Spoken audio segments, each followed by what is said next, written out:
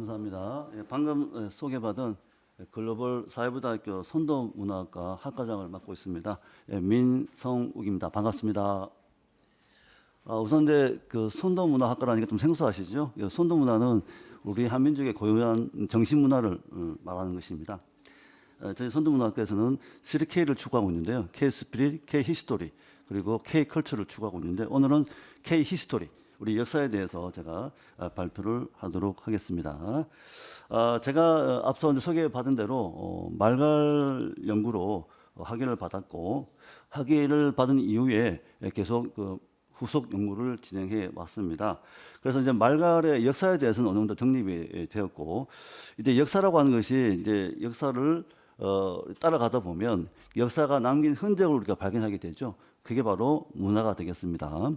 그래서 이 말갈의 역사를 통해서 이렇게 쫓아가다 보니까 그들이 남긴 흔적들이 있더라. 그게 바로 이제 말갈 문화고. 근데 말갈 문화에 대한 인식 또한 좀 잘못되어 있더라 하는 것이고요. 그래서 이 말갈 문화를 또 쫓아가다 보니까 우리 또 한국 문화와 연관성이 높더라 하는 것을 또 결론적으로 또 알게 되었습니다. 그래서 역사적으로도 우리 한민족의 역사와 친연성이 있었고 그 역사가 당연히 그렇다 보니까 그 역사가 남긴 흔적을 보더라도 우리 한민족의 문화와도 상당히 그 상관성, 연관성이 높더라는 것입니다. 자, 그럼 이제 본격적으로 한번 제가 발표를 해보도록 하겠습니다. 목차는 머리말부터 한국 문화와 이게 비교 연구하는 부분, 그리고 말갈 문화의 개념과 특성, 그리고 오늘의 이제 핵심 주제죠. 말갈 문화와 한국 문화의 관계, 그리고 만주 문화와 한국 문화의 관계에 대해서 집중적으로 발표를 해드리도록 그렇게 하겠습니다. 작년에는 앞서서 이 본격적으로 한국 문화 관계를 연구하기 전에 이 말갈 문화의 기원과 특성에 관한 연구부터 먼저 했었습니다. 그때 그 앞선 연구에서는 말갈 문화하고 당대의 문화죠. 고구려 발해 문화와 이렇게 연관성을 한번 고찰해 보았고 이번 연구는 좀 더 이렇게 좀 확대해서 고구려 발해 문화뿐만 아니라 그 전대의 문화와 그리고 또 후대의 문화까지 연결해서 이 말갈 문화가 이 한국 문화에 어떤 영향을 미쳤고 또 한국 문화는 또 말갈 문화에 어떤 영향을 미치는지 한번 살펴보도록 하겠습니다. 시작에 앞서서 우리 한민족의 역사를 통해서 보면 이 한민족이 형성되는데 하고 성장하고 발전하는데 많은 그 종족 집단들이 이제 영향을 미치는데 그 중에 가장 또 중요한 영향을 미친 종족 집단이 바로 말갈족입니다. 그래서 그런 부분에 대해서 우리가 인식을 먼저 하고 들어가는 게 좋겠고요. 그리고 이 흠정 만주 원류라고 원류라고 해서 들어보셨죠? 흠정이라고 하는 것은 이제 그 황제의 조칙에 따라서 사설을 편찬했다고 해서 흠정 앞에 흠정을 붙여서 만주 원류라고 부르고 있는데요. 이 흠정 만주 원류고는 즉 이제 만주의 그 뿌리를 밝히는 사설입니다. 그래서 걸륭제라는 황제가 그들 만주족의 뿌리를 확인하기 위해서 사설을 편찬한 것이 바로 만주 원류고인데 이 만주 원류고의 내용을 보면 이렇게 이제 그 특이한 점이 뭐냐면 그들이 뿌리라고 일컫는 숙신 그리고 관련되어 있는 그 어떤 주요 국가 등 부족으로 이렇게 열거하고 있는 것 중에서 보면 부여, 음루, 사만, 물길, 백제, 신라, 말갈, 발해 등은 있는데, 그러니까 우리 한민족과 관련되어 있는 나라들 눈에 보이죠? 부여라든가 백제, 신라 등이 보입니다. 그런데 같은 당대에 있었던 고구려에 대해서는 언급이 없습니다. 그래서 이 흠정 만주 원류구에서 이 당군 조선과 고구려를 제외시킨 이유가 뭘까? 이 부분들은 제가 발표하면서 하나의 화두로 이렇게 제시를 좀 해드리고 싶습니다. 그래서 나중에 제 발표를 듣고 나면 아마 그 이유를 아시게 될 것 같습니다. 네, 그럼 우선 그 선행연구인데요. 이 선행연구는 역시 그 말갈 역사뿐만 아니라 말갈 문화에 대한 선행연구도 많이 부족하다. 하는 부분이고요. 그동안 이제 이 말갈 문화에 대한 연구는 주로 이제 고구려 문화, 발해 문화를 연구하면서 하나의 그 지류로서 하나 이제 인식하는 그 정도에 불과했습니다. 그리고 우리 그 한국 학계에서도 이 말갈 문화에 대해서는 별로 그 언급이 없는데요. 그 연구가 이렇게 부족한 이유는 뭐 사료가 부족한 이유도 있겠습니다만 그것은 그냥 이유에 불과하고요.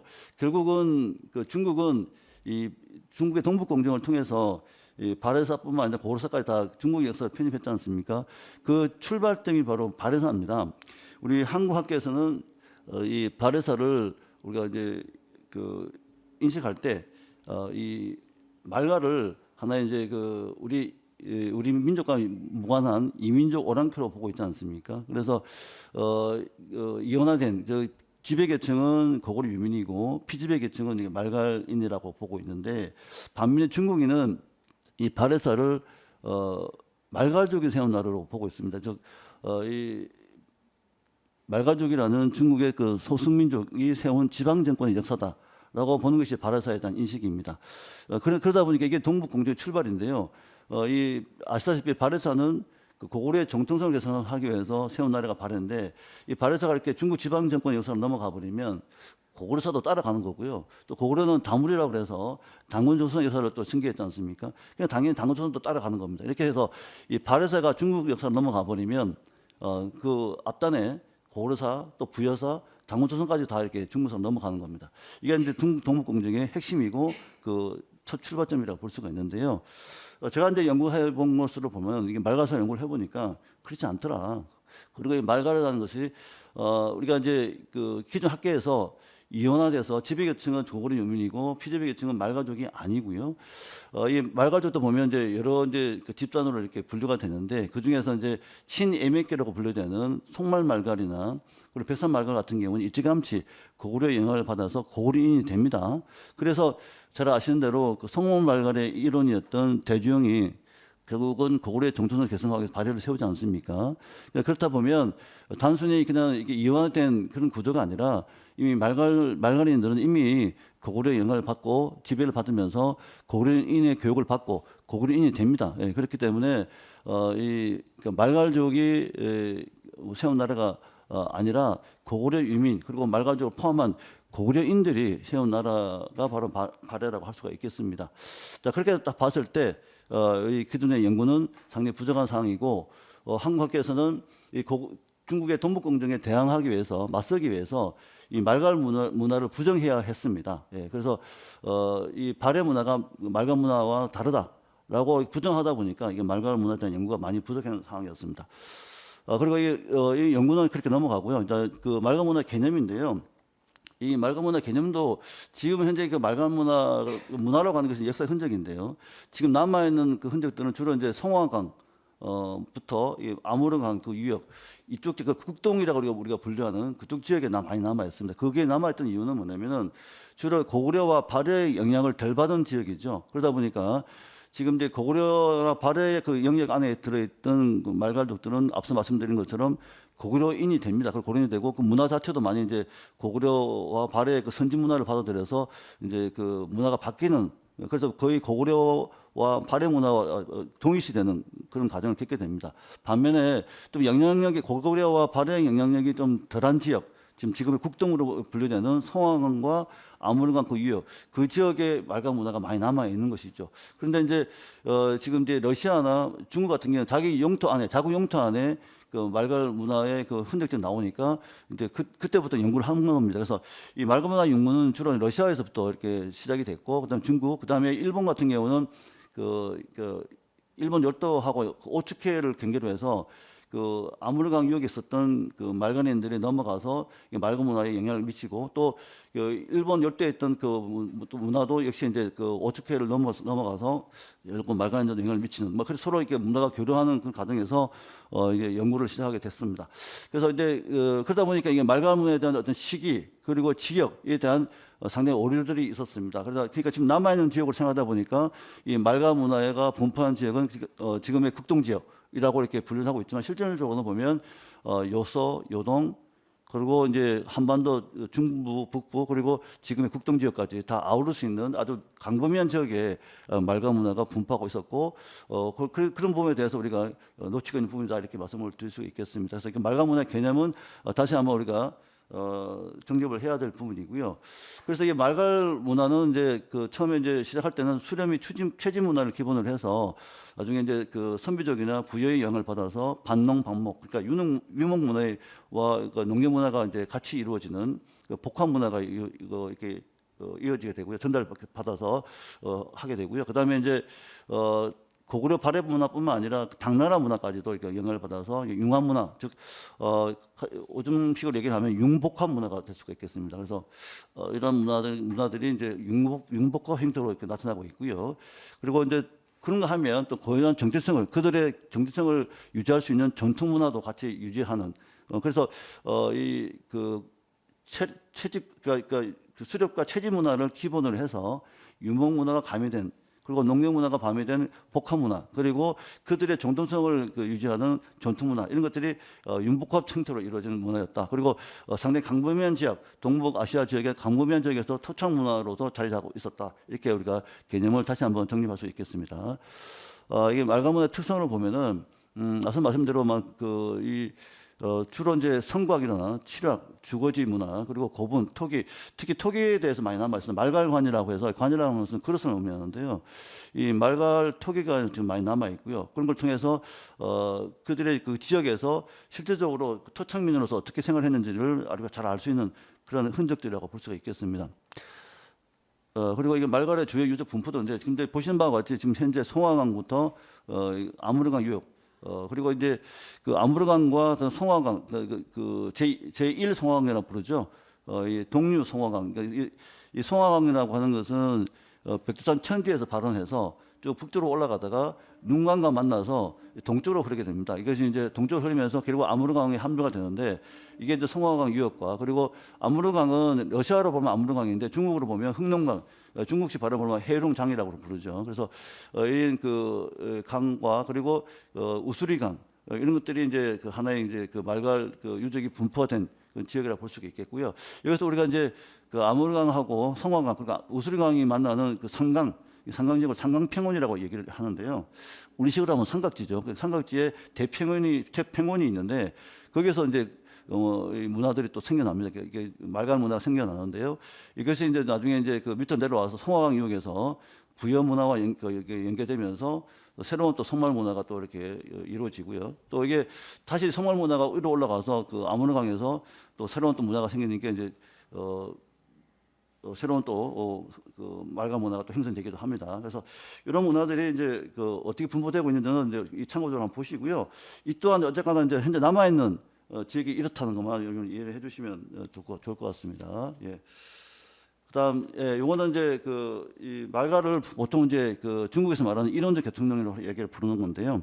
숙신부터 음루, 물길, 말갈, 여전히 이어지는 이 일원적 계통령인데 제가 보는 견지는 좀 다른데 하여튼 말갈은 다양한 계통을 갖고 있습니다. 그러니까 우리와 같은 애매계 말갈도 있고요. 그리고 이런 퉁구수계, 숙신으로부터 이어지는 만두족까지 이어지는 퉁구수계도 있고요. 그다음에 뭐 동호계라든지 또 아니면 돌고래라든지 이렇게 다양한 만두 지역에 있었던 여러 종교 집단과 섞이면서 다양한 계통을 갖고 있습니다. 예. 근데 하여튼 중국에서는 숙신부터 만주까지 이어지는 이론적 계통령을 주장을 하고 있습니다. 그래서 이게 이제 중국 사서에 남아 있는 기록들을 봤을 때 이게 이제 이 말갈 그러니까 당시의 토착민들이 가축을 어떻게 운영해 왔는가에 대한 기록입니다. 그럼 보면 보시다시피 이제 이게 동그라미가 칠해진 거는 기록에 남아 있는 것이고요. X는 기록에 없다. 기록에 이제 예를 들면 이제 그 가축은 운영하지 않았다. 뭐 이런 거고요. 그다음 공란으로 되어 있는 거는 기록이 없는 겁니다. 그래서 보시다시피 이제 이 숙신부터 여진까지 보면 기록들을 보면 돼지는 거의 이제 대부분 키웠고요. 예. 그다음 양이나 소, 그다음에 말 같은 경우는 뭐 뜨문뜨문 있습니다. 있고 소 같은 경우는 지금 이제 삼국지 운유 전에 보면 좀 소가 언급이 되고 있는데, 그러니까 지금 농경 문화가 있다고 하더라도 이 기록을 보면은 상당히 이제 원시적인, 그러니까 우경이 그러니까 소를 농사에 활용하지 않은 원시적인 농경 사이였다 이렇게 볼 수가 있겠고요.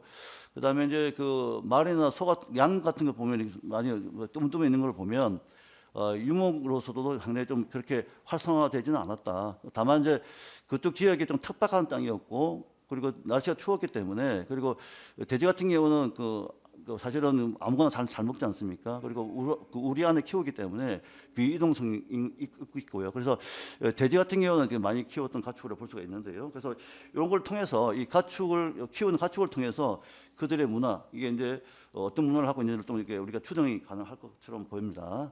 그다음 이제 오늘 설명을 드렸고요. 이제 본격적으로 이제 우리 한국 문화 관계에 대해서 한번 좀 살펴보겠는데요.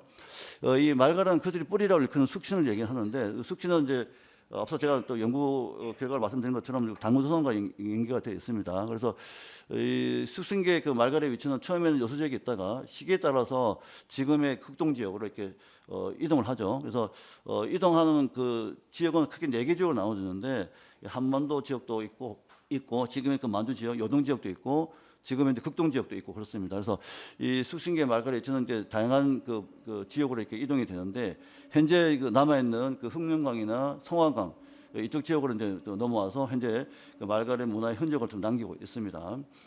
결론적으로 고대의 문화 수준을 갖고 있었던 당호조선이라든지 또 홍사 문화와 하가점 하청 문화 등 여러 문명의 주체로서 신문명을 개척했고 고대 국가 체제를 갖춘만 영향을 갖고 있었는데 이 우리 역사를 보면 그 마오선으로부터 비롯된 복번의 서약을 지키고 됐던 역사와 문화가 있었지 않습니까? 그것을 이제 우리 역사를 봤을 때는 환인의 한국, 환웅의 신시배달국, 당군의 조선까지 이어져 왔는데 중국의 한족과는 다른 독자적인 정신 문명을 이루고 있었지 않습니까? 따라서 이 말갈 문화도 아마 그와 유사한 문화를 갖고 있었을 것으로 이렇게 추정이 되고요. 그래서 이 숙신기의 말갈 또한 동일한 정신 문명을 바탕으로 동일한 문화를 공유해 왔을 것이라고 추정해 볼 수 있겠습니다. 그래서 그 하늘의 자손으로서 천재를 올리는 천선 문화, 나중에 이제 뭐 말씀을 드리겠습니다만 지금 이제 상강평원 지역의 그 복림고성이라고 해서 그 칠성화 유역에 그 지금 그 중국은 그 음누라고 얘기해서 그 음누 왕국이 있었다라고 얘기는 하지만 그게 이제 칠성 재단이 표가 나옵니다. 그래서 이런 것들은 이제 천재 문화와 연관이 되어 있는데 그것은 이제 제가 볼 때는 당군조선의 흔적이 아닌가 싶습니다. 그래서 이러한 그 촌수 문화 또 수행을 통해서 인격을 완성해가는 생활 문화 등 많은 부분에서 우리 한국 문화 공통점을 찾을 수가 있고요. 근데 이게 이동을 통해서 현지에 정착하는 과정에서 토착민들과 동화되는 과정에서 이제 문화적인 특성들이 이제 반영이 되었을 것이다. 그래서 우리 문화와 조금 이렇게 좀 다른 부분이 있는 것은 그런 것 때문에 그런 이유 때문에 그렇지 않았나 좀 추정을 하고 있습니다. 그래서 이 말갈 문화의 전통을 계승하고 있는 만주인들 또한 한민족의 고유한 문화와도 낯설지 않은 치연성을 갖고 있는 것을 확인할 수가 있습니다. 그다음에 이제 부여 문화와 관계인데 직접적인 건 없습니다. 부여는 그 부여인들이 있을 때는 물길하고 연관이 있지만 말갈하고는 좀 연관이 없습니다. 그런데 어쨌거나 이제 이 말갈이 결국은 그 숙신 음누와 연관이 되어 있기 때문에 그리고 어쨌거나 부여의 그런 유목 문화와 그 연계가 있기 때문에 이게 우리가 좀 이제 그 유사성을 좀 치연성을 좀 추정해 볼 수가 있을 것 같습니다. 부여인들은 전체적으로 굳세고 강인하다는 평가를 우리가 받고 있죠. 그래서 북방계 민족의 특징을 가지고 있는데 이 부여 문화에 영향을 받은 게 고구려 백제 문화 아니겠습니까? 그러니까 이것은 북방계 민족의 말갈에도 우리가 찾아볼 수 있는 점이죠. 그래서 주로 그 평원을 초점으로 삼았기 때문에 반농 방목의 생활을 영위해 왔고요. 특히 부여의 그 음주 가무와 백인민족 같은 문화는 조선시대까지 이어져 왔지 않습니까? 그래서 이런 것도 어쨌거나 부여 문화의 영향을 분명히 받았을 것이다. 라고 생각이 들고요. 그다음에 부여가 이제 그 천재 문화가 남아있는 게 영고 아니겠습니까? 영고 고구려는 동맹일 거고요. 그래서 이런 영향을 받아서 지금 현재 복림고성 지역에 남아있는 그 천재단도 이런 영향을 받지 않았을까 생각을 하고 있습니다. 그리고 이 그 부여 문화 관련해서 부여에는 그 동명시종 설화가 있는데요.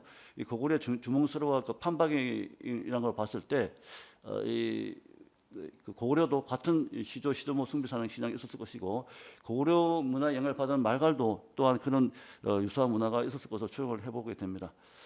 그리고 이제 고구려 문화와 관계인데요. 이제 가장 직접적인 당대의 문화지요. 그래서 이 말갈이 고구려의 영향을 받아서 고구려 문화에 많은 영향을 받았을 것으로 추정이 되고요. 말갈은 초기부터 고구려와 밀접한 관련이 있었죠. 그래서 별도의 독립된 세력 집단으로 존재하고 있었지만 고구려의 남하 정축으로 고구려 지배하에 들어가게 됐고 결국 나중에 고구려의 군사 행동도 같이 하게 되는 그런 상황이 됩니다. 그래서 점차적으로 이제 송말 말갈과 배산 말갈 같은 그 친예맥계 말갈들은 점차적으로 고구려인이 되어갔고 고구려를 구성하는 하나의 재종적 일원이 되었을 것이고요. 그리고 당연히 문화도 고구려 문화화해 갔을 것으로 이렇게 추정이 가능합니다. 이와 같이 이제 기록만 보면 고구려는 건국 초기부터 강력한 군사력을 바탕으로 말갈을 제압할 수 있었고 그러한 말갈을 하나의 부영 세력처럼 활용을 했었을 겁니다. 그래서 신라나 여수지역을 공격할 때 말갈의 군사들을 거느리고 전쟁을 수행해 왔던 기록이 있습니다.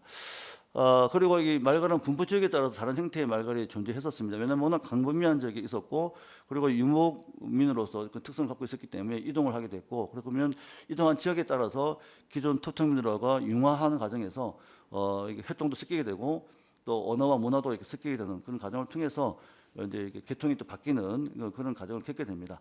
그래서 이제 그 애매계 말계로 분류되는 속말 말갈과 백살 말갈, 속말 말갈 할 때 속말 말갈, 속말은 속말수인데 속말수는 이제 송어강으로 추정을 하고 있고요. 백산은 이제 백두산을 말하는 것인데요. 이 백살 말갈은 주로 이제 옥적의 말갈이라 우리가 부르고 있고요. 속말 말갈은 이제 부역의 말갈이라고 부르고 있는데, 하여튼 둘 다 친애매계 말갈로서 고구려와 발해 시대 때 그리고 이제 고구려인이 되고 발해인이 돼서 결국 그 나중에는 속말 말갈의 대주영이 발해를 건국하게 됩니다. 그래서 이러한 그 친연성, 연관성이 있기 때문에 이 고구려와 발해 문화와 이 말갈 문화는 상당히 그 유사성이 높다 이렇게 볼 수가 있겠습니다.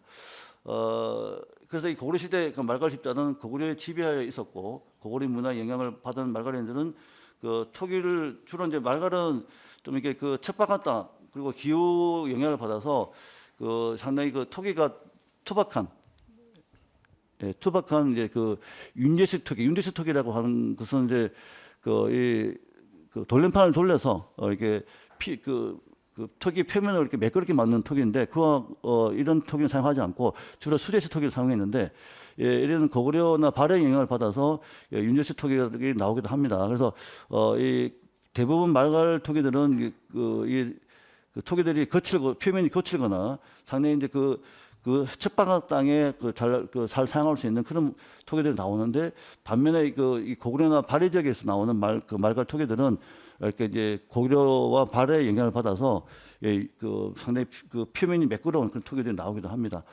그다음에 그 장제 문화, 원래 이제 말갈의 그 무덤은 주로 이제 운무덤이라고 해서 이렇게 구덩이를 파서 매장하는 무덤입니다. 근데 잘 아시다시피 그 고구려 같은 경우는 우리 돌무지 무덤이라고 하죠. 그래서 이런 그 적석층이 많이 나오지 않습니까? 근데 그런 문화, 이 장례 문화도 결국은 영향을 받게 돼서 이 말갈인들도 이런 돌무지 무덤도 나오기도 합니다. 그래서 이 북방계 민족으로서 고구려 문화는 고분 백화덕을 볼 때 씩씩하고 패기가 있으며 웅장하고도 구생기상을 할 수 있는데, 이 또한 말갈 문화의 특성과도 또 닮아 있습니다.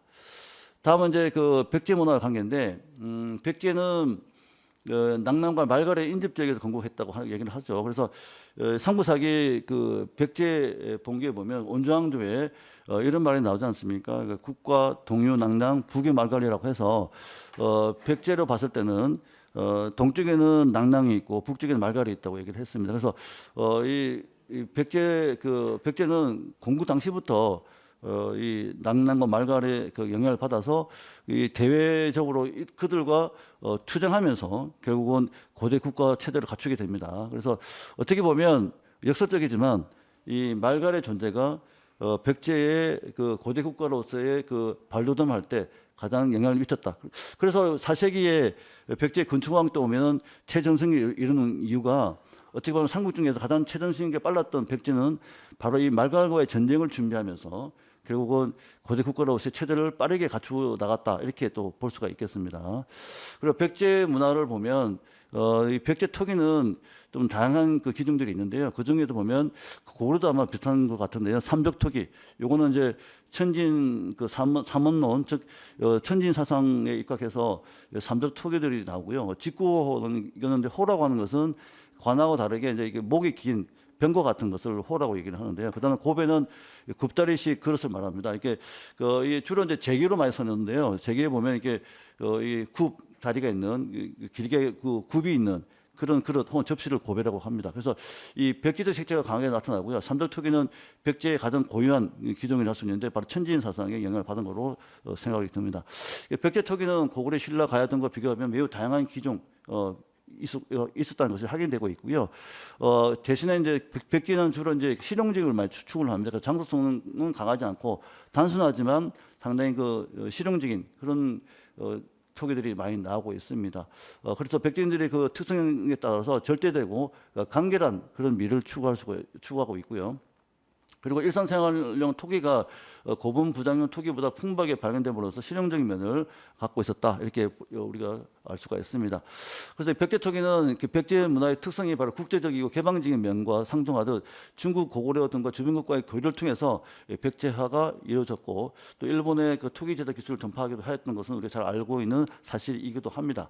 그래서 백제 토기는 중국과의 그 문화 교류를 통해서 갈목할 만한 성장을 가져왔고 이는 백지주의에서 우리가 확인할 수도 있습니다. 그래서 다양한 토기들이 나오고 또 중국 관련된 그 도자기도 많이 나오고 있습니다. 이런 점은 백제가 주변 인접 국가의 그 부단한 교류를 통해서 그들의 그 문화를 발전시켜 나갔다라고 우리가 볼 수가 있겠습니다. 그다음 신라 문화의 관계인데요. 말갈은 항상 신라의 북쪽에 있었고 경제적인 이유로 신라의 북쪽 국경을 침략하면서 약탈하는 그들 약탈 경제를 고구려도 그렇지만 이 말갈도 약탈 경제를 하나의 생존 경제를 가져갔었습니다. 그런데 이러한 신라 일성이사람 때 보면 특이한 기록이 나오죠. 이찬 웅선이 그 말갈 정벌에 대한 불감을 아뢰게 되는데 왕도 그 말에 받아들여서 말갈을 정벌하는 걸 포기합니다. 그래서 이것은 이제 물론 다른 이유도 있겠지만 신라와 말갈과 관련 특별 관계가 있었음을 우리가 유추해 볼 수가 있고요. 말갈은 삼국 성립기 이전에 이미 만주 및 한반도 지역에 분포하고 있었고 한 토착민으로서 존재하고 있었고요. 삼국이 성립된 이후에는 일정한 관계를 유지하면서 결과적으로는 삼국의 발전을 도왔다. 이렇게 역사적으로 볼 수가 있습니다. 즉, 이 말갈의 뿌리는 숙신에 있고 그 숙신은 장인도선과 연관이 있습니다. 그리고 말갈의 이상은 이로 인해서 말갈의 이상은 달라질 수가 있고요. 그래서 신문왕 때 신라가 그 삼국을 통일한 이후에 중앙 군사 조직의 구서당이라는 9개의 서당이 이제 중앙 군사 조직인데요. 그 중에서 제6서당이 구서당이라는 그 서당이 있습니다. 이거는 이제 기록에 보면 말갈 국민으로 편성한 그 조직이 있습니다. 그 조직을 이제 활용해서 그 신라 왕의 친위 세력으로 이렇게 활용을 합니다. 그런 거 보면 이때 이제 9개 구서당 중에서 3개가 고구려계고요. 또 3개가 신라계고 2개가 백제계고 그리고 말갈계가 1개가 있습니다. 어떻게 보면 우리가 그동안 우리 역사를 보면 삼국시대라고 일컬었지만 삼국시대가 일컫는 시기는 98년밖에 안 되고 나머지 지역은 삼국뿐만 아니라 부여도 있었고 가야도 있었죠. 그러니까 어떻게 보면은 우리가 기록으로 보면은 이 사실은 그 말가인으로 구성되는 흑금서당이 존재하는 게 아니고 부연이나 가야인으로 구성되는 서당이 있어야 되지 않냐라고 생각하는데 근데 그렇지 않고 말갈 국민으로 편성하는 흑금서당이 존재하는 거죠. 그렇다면 6, 7세기 신라인들의 세계관은 지금과는 많이 달랐다라고 볼 수가 있겠습니다. 그리고 이 신라의 문화는 삼국 가운데 가장 늦게 중국의 선진 문화를 받아들이게 되는데 왜냐하면 한강 유역을 늦게 우리가 차지하기 때문에 중국의 선진 문화를 늦게 받아들이게 된 것이고요. 그 다음에 이제 신라 같은 경우는 그렇기 때문에 독자적인 문화를 또 역사적으로 보면 발전시켜 왔다 이렇게 볼 수가 있겠습니다. 그리고 고분 출토 유물로 보면 금관을 비롯해 다양한 금속 세금품과 유리 제품, 토기 등이 있는데요. 신라의 금관은 그 양식이 시베리아의 그 삼원강과 통하는 점들을 지니고 있어서 불교 수용 이전 시기에 신라 문화의 양상을 또 성격을 우리가 한편으로 엿볼 수 있는 그런 문화라고 볼 수가 있겠습니다. 그 다음에 가장 연관성이 많은 발해 문화죠. 앞서 고구려 문화, 그리고 발해 문화는 이 말갈에 상당히 연관이 많은 문화라고 할 수 있겠습니다. 사실은 그 말갈 문화와 발해 문화의 관계는 우선 그 발해 성립 전의 말갈 문화와 발해 성립 이후에 말갈 문화로 구분할 필요가 있습니다. 발해 성립 전의 말갈 문화는 송말 말갈과 백성 말갈과 같이 고구려의 편입이 돼서 고구려의 구성원으로서 동화되어 몇 개의 문화적 특성을 다 갖고 있었습니다. 그리고 고려시대 때 말갈 문화는 이 사료로 보면 발해 주민 구성과 관련된 내용을 담고 있는데요. 예를 들면 유치국서라든가 구장서, 신장서의 내용을 우리가 종합해 보면 발해 건국에 참여하였거나 발해 주민을 구성하였던 것으로 언급된 종족은 고구려인과 말간인으로 이렇게 부르고 있습니다. 그래서 발해는 이처럼 복수의 종족 집단으로 구성된 까닭에 문화적인 측면에서도 이런 복수적인 양상이 나타난다라고 볼 수가 있고 그래서 이 발해 문화도 앞서 말간 문화의 특성처럼 융복한 문화를 갖고 있었다. 그리고 고구려 문화의 영향을 받아서 온돌을 사용하게 되고 그다음에 치라든가 옹성 같은 이 고구려 성에서 볼 수 있는 그런 이 성곽의 특성을 또 갖고 있습니다. 그런 반면에 또 관이라는 그 말갈관이라고 하는 이 관이라고 하는 것은 이제 이 그릇을 말하는데 이 관이라는 불리는 토기 항아리에서는 이 말갈적 요소가 또 많이 반영되어 있습니다. 그러니까 이 발해 문화라고 하는 것은 고구려 문화의 영향을 받았지만 또 이 말갈 문화를 또 흡수하는 그 수용하는 그런 문화의 특성도 갖고 있고 당나라 문화와 또 다른 기타 동족들의 문화도 같이 흡수해서 이 발해 문화는 상당히 융복한 문화를 또 역시 보여주고 있습니다. 그뿐만 아니라 신당서 이 발해전에 보면은 발해 중앙 간제에 대해 언급한 그 말미에 보면 대개 발해 직제가 중국 제도를 본받았다라고 기술한 점을 볼 때 이 중국 문화의 영향을 많이 받았다라고 볼 수 있겠고 특히 상정성, 상정용충부라고 부르죠. 이 상정성 같은 경우는 중국 영향을 많이 받습니다. 그래서 중국의 성의 영향을 그 당나라의 그 성의 그 영향을 많이 받아서 당나라 성과 같은 그런 그 편성을 보여주고 있습니다. 그다음에 고구려나 백제 신라에서는 돌의 폭이 30m가 넘는 그 남북들은 아직까지 확인되지 않고 있는데 이런 부분도 바로 중국 당나라의 영향을 받은 것이다 이렇게 볼 수가 있겠습니다. 그리고 이 점에서 발해 문화는 고구려와 말갈적 요소는 물론이고 당나라적 요소도 존재하고 있다 이렇게 볼 수가 있겠습니다. 그래서 이 구당서 발해전의 기록을 보면 발해의 풍속은 고구려 및 거란과 같다. 그럼 거란의 요소도 반영을 했다고 볼 수가 있는 것이고요. 그래서 이 상당히 그 당시에 그 만주 지역에 그러니까 발해 지역에 있었던 다양한 종족들의 문화도 다 흡수해서 결국은 융복한 문화의 그 형태를 보여주고 있고 이것은 말갈 문화의 그런 그 특징과도 맞닿아 있다 이렇게 볼 수가 있겠습니다. 이렇다 그 발해 문화 속에는 고구려, 말갈, 당나라 그런 요소가 함께 존재하고 있다 앞서 말씀을 드렸고요. 그래서 이 발해 문화는 각 나라의 문화 요소가 서로 배타적이지 않는 그래서 상당히 융복한 문화의 그런 특성을 갖고 있다 이렇게 보여주고 있고요.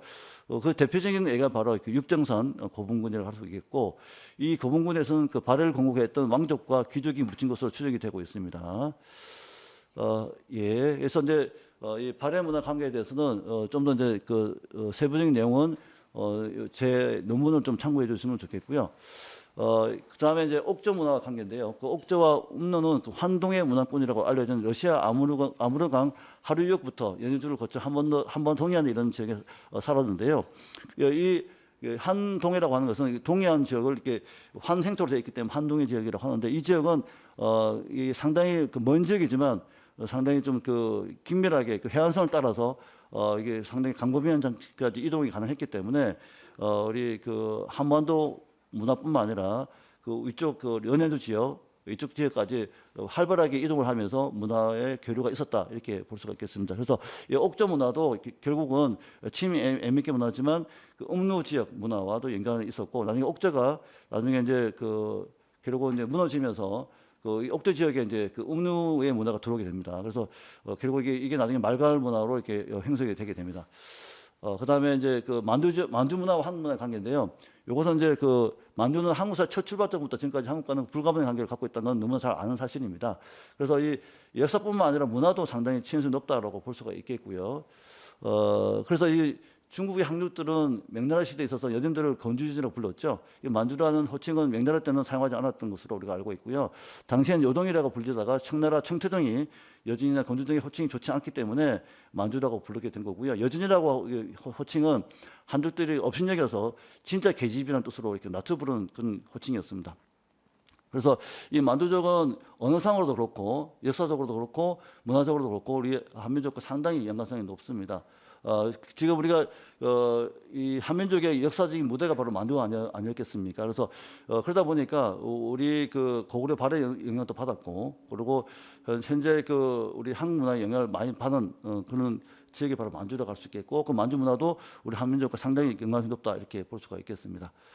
그래서 이 사실은 이제 그 지금 우리가 그 말갈 문화가 많이 남아 있는 지역, 그 극동 지역이라고 부르는 그 지역은 사실은 그 유대인의 자치주가 있었던 지역입니다. 그래서 이 대표적인 고대 유적이 나이펠드 문화가 있는데 이 나이펠드는 이 그 유대인들이 쓰는 언어로 뉴필드라는 뜻을 갖고 있습니다. 예, 그리고 그 폴치 문화도 그 앞서서 말갈 문화 앞서서 초기 문화가 폴치 문화라고 하는데 이 폴치라는 말 뜻도 바로 유대인들의 언어이라고 할 수 있습니다. 그래서 특이하게도 이 그 만주 지역에 유대인 자치주가 생기면서 그 유대인들의 그 용어들이 많이 좀 이제 그 우리 문화에 지금 활용이 되고 있고 명칭으로 쓰이고 있다는 점은 좀 특이한 점이라 할 수 있겠습니다.